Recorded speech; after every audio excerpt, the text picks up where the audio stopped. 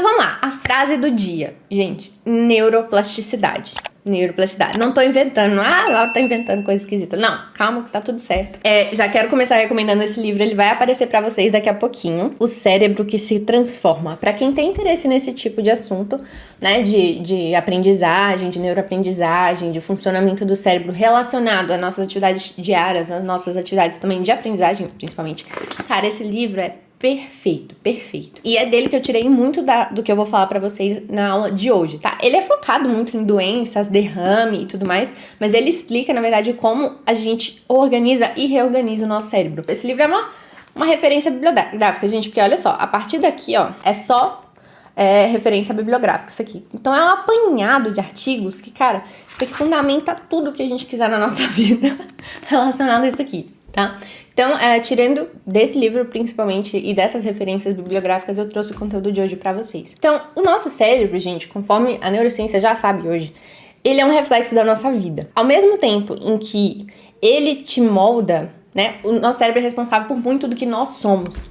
Mas, recentemente, os cientistas descobriram que não só o cérebro te molda, como você pode moldar o seu cérebro da forma que você quiser e da forma que mais for benéfica pra você. Então eu coloquei aqui a definição que a Bárbara colocou pra gente, eu vou mostrar ela mais pra frente um pouquinho, Bárbara Arrowsmith, nome chique dela, mas o que seria, assim, de forma grosseira, a neuroplasticidade, ó, a habilidade do cérebro de mudar tanto a sua estrutura física, ou seja, você vê nos exames de imagem, não é tipo, acho que meu cérebro... Não, vê no exame de imagem, vou mostrar vários experimentos aqui pra vocês, tá? Como sua organização funcional. Então, a gente vai ver que certas partes do cérebro, se você parar de usar, ela vai ser meio que tomada por outras partes que você tá usando. E aí, gente, a neuroplasticidade, ela pode ser tanto uma coisa positiva como uma coisa negativa. Então, ela é um conceito neutro. Neuroplasticidade vai salvar minha vida. Não, é um conceito neutro. Você pode usar ela pro bem, se você usar da forma correta, que eu vou ensinar pra vocês, ou pro mal, deixar maus hábitos, deixar más atitudes do dia a dia deteriorarem o seu cérebro. Então aí é ladeira abaixo. E aí o que acontece? A gente podendo moldar o cérebro, isso abre uma série de portas pra gente, né? Então, deixa eu mostrar aqui pra vocês. Então, ó, não se assustem aqui, esse é o livro que eu coloquei, tá? Do Norman Deutsch. Acho que é assim que fala o nome dele. O Cérebro que se Transforma. Gente, esse livro, assim, é uma obra-prima, tá? Então, vamos lá.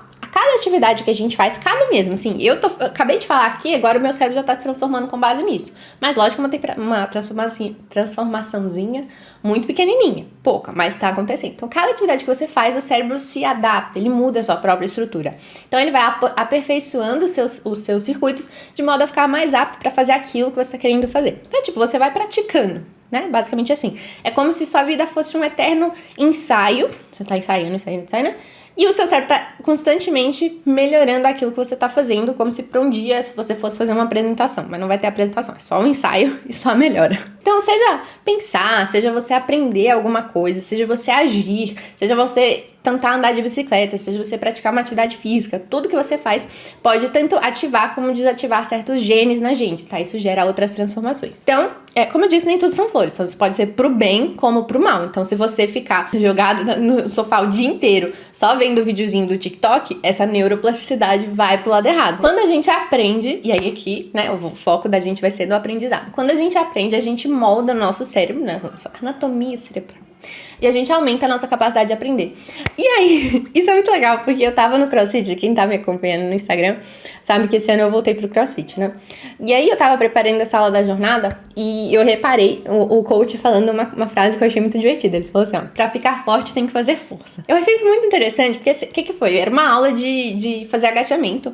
E aí a minha colega tava reclamando, tá pesado, cansei, não sei o que. Aí ele brincou, ó, pra ficar forte tem que fazer força. E pro cérebro, pro aprendizado, pra inteligência, é exatamente o mesmo pensamento, tá? Então, pra você ficar mais inteligente, pra você aprender melhor, pra você focar mais tudo, você tem que tentar aprender, você tem que tentar se focar, você tem que... Entendeu? Então, pra ficar forte, tem que fazer força. Pensando um pouco nisso, eu queria ilustrar... Porque eu sei que neuroplasticidade é um conceito meio assim. Entendi que o cérebro muda, mas também não entendi muito bem. Então, é um conceito meio abstrato. E aí, pra ilustrar isso pra vocês, eu quis trazer um exemplo da Bárbara, que eu acabei de mencionar, que eu achei sensacional, tá? Ela tem um TED Talk... Ó, TED Talk. Tudo... inglês na cabeça, não sei porquê. Ela tem um TED Talk em que ela fala sobre a história dela, que a história dela realmente é muito inspiradora, muito, muito legal. Então eu vou mostrar pra vocês agora. Já anotem o nome dela, quem quiser depois pesquisar. Então, quem que é essa moça, né? Gente, essa moça é muito legal a história dela. Nesse livro, eles apresentam um pouco a história dela, tá? O capítulo 2 é todo sobre ela. Mas ela tem um livro próprio também, que eu vou mostrar mais pra frente. Eu não tenho ele físico, então não dá pra mostrar pra vocês.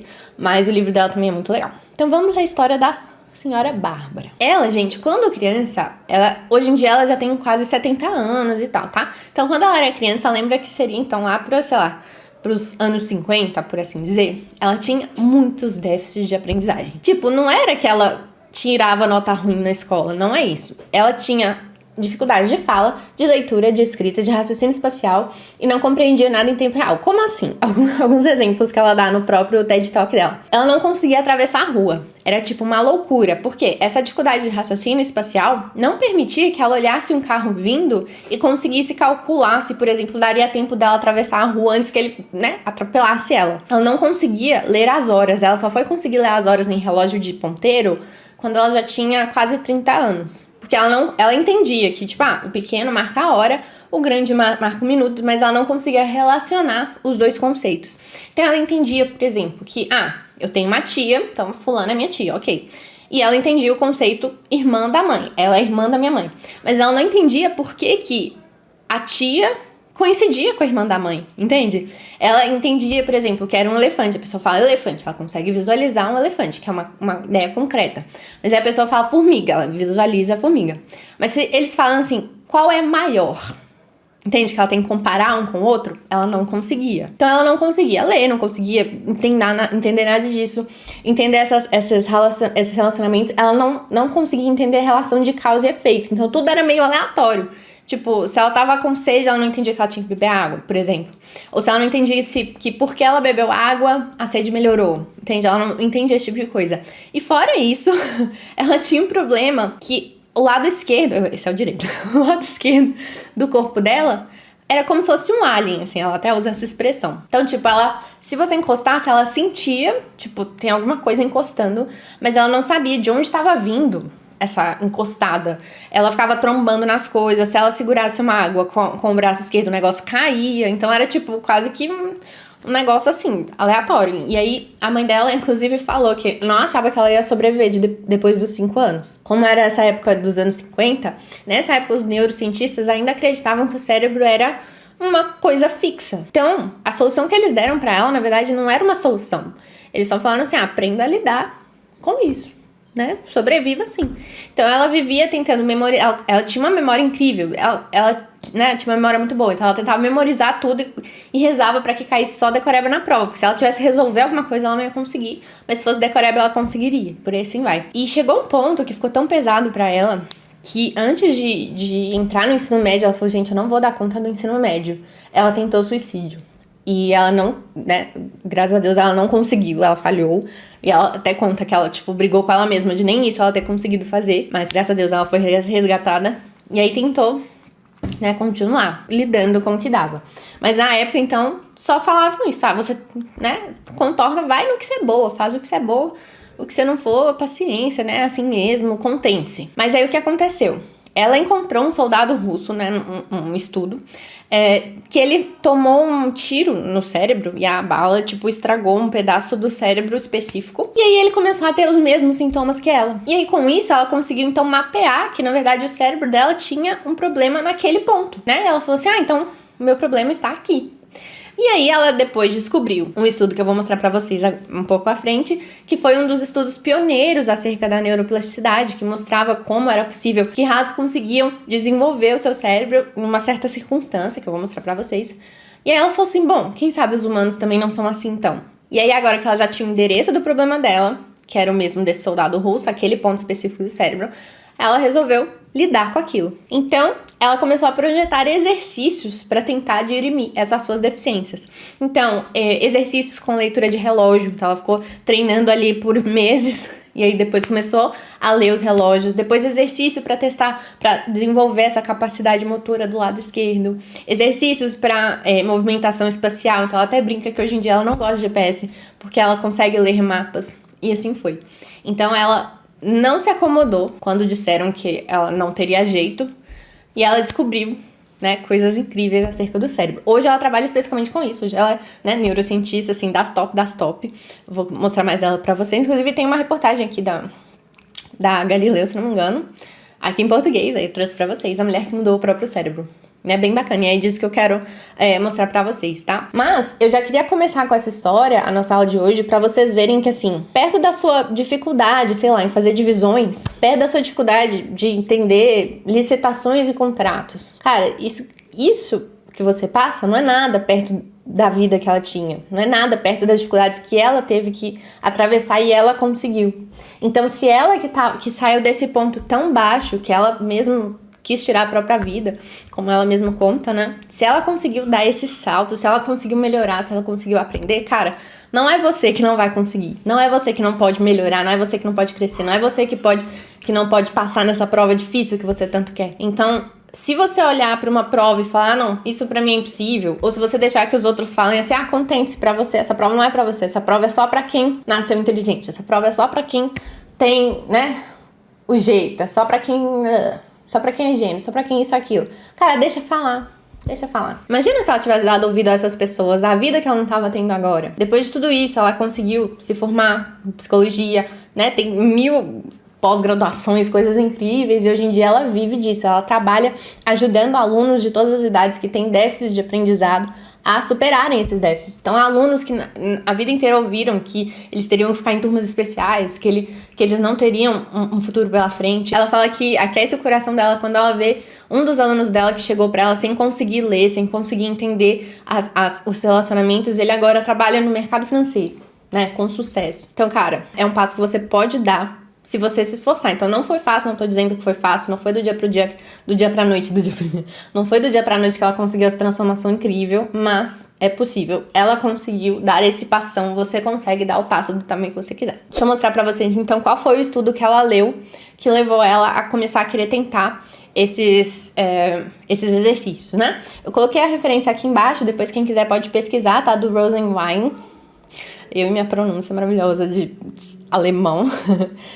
Os efeitos da complexidade do meio ambiente e de treinamento na química e anatomia do cérebro, tá? Minha tradução livre. Depois vocês dão uma olhada nesse artigo, ele é muito incrível. E ele é antigo, olha só. 1962, então foi mais ou menos nessa época que ela começou, que ela teve contato com esse artigo e foi o que transformou a vida dela. Então, o que diz esse artigo no básico, assim? Que ratos em ambientes estimulantes, o que é um ambiente estimulante? Ambientes com outros animais, ambientes com muitos objetos, ambientes com muitos brinquedos, eles têm um cérebro mais pesado e com melhor suprimento de sangue do que ratos criados, sei lá, numa gaiola fechada sem nada, sem estímulo nenhum. Aí, qual que é a diferença maior nesses cérebros comparando com o outro? Ó, os neurônios desses ratos, então, eles são treinados e estimulados, ele tem 25% mais ramificações e aumentam. Então, não só aumenta a quantidade, né, eu vou falar aqui, mas aumenta o número de ramificações. E, ó, eles ficam maiores, eles fazem mais conexão por neurônio e eles têm maior suprimento sanguíneo, tá? Então, ela entendeu que o cérebro seria como se fosse esse músculo, então, que se você ficar deitado num quarto branco a sua vida inteira, seu cérebro vai ficar muito subdesenvolvido. Mas que se você for estimulado da forma correta, se você fizer exercícios pro cérebro da forma correta, se você aprender coisas novas e muito mais que eu vou mostrar pra vocês, o seu cérebro vai poder se desenvolver esse tanto aí. Aliás, mais, isso aqui é de rato, né, gente? Vocês entenderam? Vai poder desenvolver muito. Mas, por exemplo, no próprio século XIX, isso é uma mudança que a gente vê na educação de um tempo pra cá, que aí eu não acho que é bacana.